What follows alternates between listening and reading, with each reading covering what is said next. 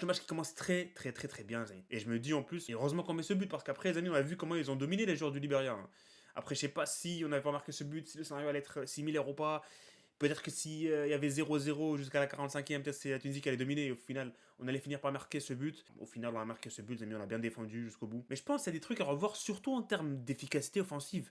Quand même, il y a 1-0 à la 4e. Oui, on n'a pas eu beaucoup d'occasions, mais il y a eu des occasions pour aller chercher le deuxième. Il y a eu des occasions. Il y a eu le face-à-face de Mastori qui met au-dessus. Il y a le transversal de Sliti. Il y a aussi l'occasion de Taïef qui sort en quasi face à face, il tire du pied gauche, il rate. En deuxième mi-temps, il y avait la frappe de Borramdan. Franchement, il y avait des occasions pour la Tunisie pour aller chercher le deuxième et tuer ce match. Et c'est ça le problème. On a vraiment, vraiment souffert jusqu'au bout, jusqu'à la 95e. Il y avait toujours cette peur.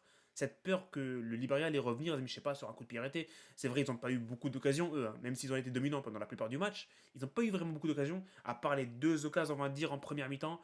Les deux frappes que Dortmund, voilà, il fait deux grosses parades. Il fait deux grosses parades qui nous laissent dans le match. Il nous laisse sur ce 1-0. La parade, il fait, je vais pas dire accidentellement, mais il arrête avec le visage quand même.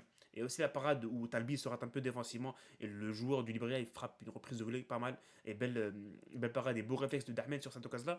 Donc franchement, Darmen il a fait une grosse mi-temps. Après en deuxième mi-temps, comme j'ai dit, il n'a pas été vraiment sollicité parce qu'ils ont dominé, mais ils ne sont pas créés vraiment des occasions, les joueurs du Liberia, à part l'occasion où Brown il fait un tacle magnifique devant le joueur du Liberia.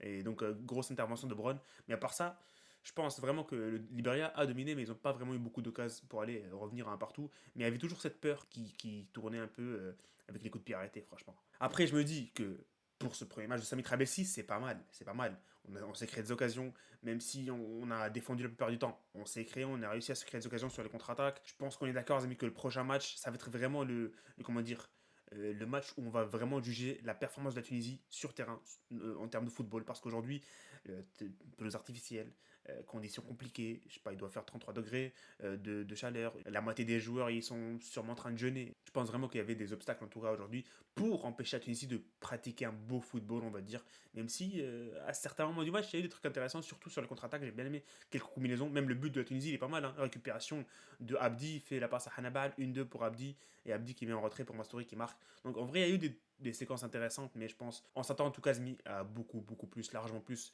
côté tunisien. Et voilà, ça va rester un match où on va retenir la victoire en fait. On va retenir la victoire et c'est tout.